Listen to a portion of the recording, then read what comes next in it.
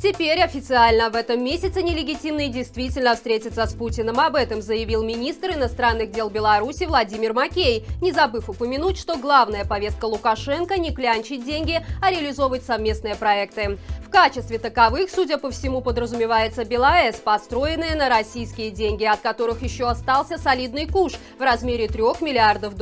Именно их во время встречи незаконный президент намерен выбить из своего кремлевского хозяина.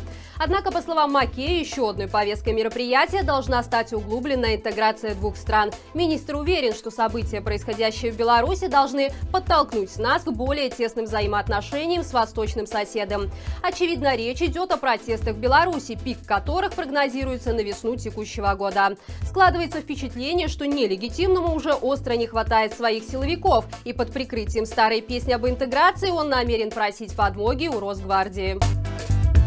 На прошлых выходных МВД работала во всю мощь. Под Смолевичами на турбазе «Огонек» во время концерта группы РСП были задержаны 67 человек. 59 из них были отправлены в Жодинский ИВС. Как стало известно позже, управляющим базой отдыха является бывший сотрудник ОМОНа. Совпадение? Не думаю. А в Молодечной вовсе схватили 20 лыжников. Между двумя этими спецоперациями есть что-то общее. Это БЧБ-символика и, естественно, алкоголь и наркотики. В общем, все по классике. Экстремисты пьют и дебоширят, используя экстремистскую символику. Именно так описала спецоперацию по устранению активистов деструктивных телеграм-каналов и псевдоспортсменов пресс-секретарь МВД Ольга Чемоданова.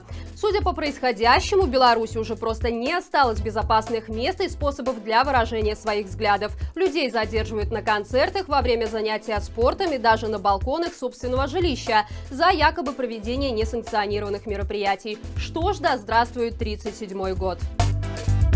Шокирующее видео из Бобруйского района облетело весь интернет. Фельдшеры скорой помощи приехали спасать двух маленьких детей, однако путь их был слишком долг и тернист.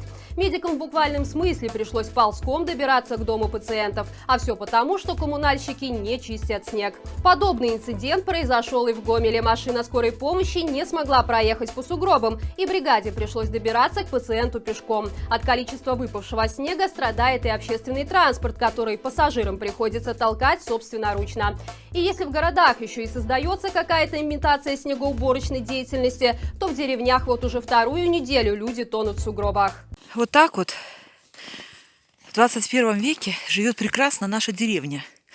Вот так вот, дороги нет, хлеба людям привезти некак, никто здесь не проедет, мы вот так вот везем сумки. Вот.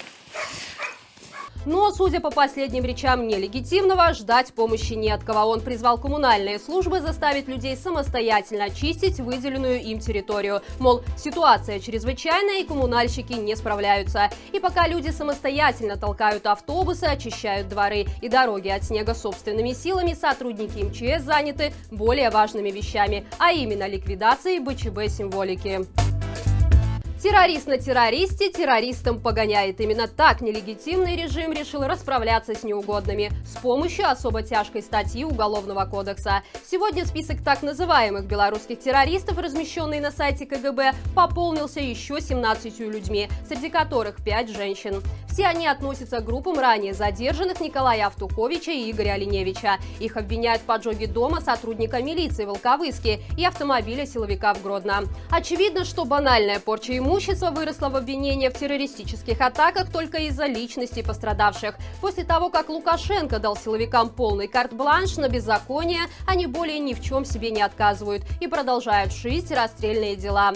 Примечательно, что даже из пропагандистских фильмов, которые ГосТВ снимает о группах Автуховича и Оленевича, становится очевидно, что большинство новоявленных террористов не то что оружие в руках никогда не держали, но даже не понимают, в чем их обвиняют. Пожалуй, самое громкое дело с начала августовских протестов начато в отношении жителя Минска. По данным Следственного комитета, 11 августа владелец БМВ совершил умышленный наезд на силовиков, в результате чего якобы пострадали 5 человек. В отношении водителя возбуждено уголовное дело сразу по нескольким статьям. Ему грозит срок до 25 лет лишения свободы. И тут хотелось бы вспомнить случаи, когда сами силовики без каких-либо оснований нападали на водителей и разбивали их машины. Свидетельств этому много, в том числе и видео. Вспомнить хотя бы историю семьи из Гродно, которая 11 августа возвращалась домой, но попала в поток сигналящих машин. На автомобиль напали силовики и зверски разбили в нем все стекла, в результате чего пострадала 5-летняя девочка. Всю в крови ее доставили в больницу. Каким-то чудом ребенок не получил тяжелых физических травм, однако девочка была очень напугана. По данному факту до сих пор не возбуждено ни одного уголовного дела, и таких историй масса. Но, к сожалению, закон в нашей стране работает только в одну сторону.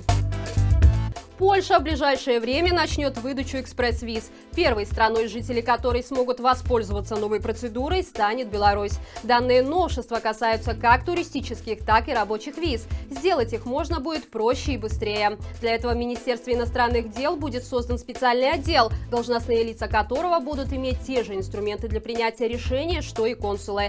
Примечательно, что сделать такую визу можно будет сразу в Польше. Это значительно упростит жизнь польским работодателям, которые уже давно призывали власти сократить сроки выдачи документов. И это все на сегодня. Берегите себя и живи Беларусь!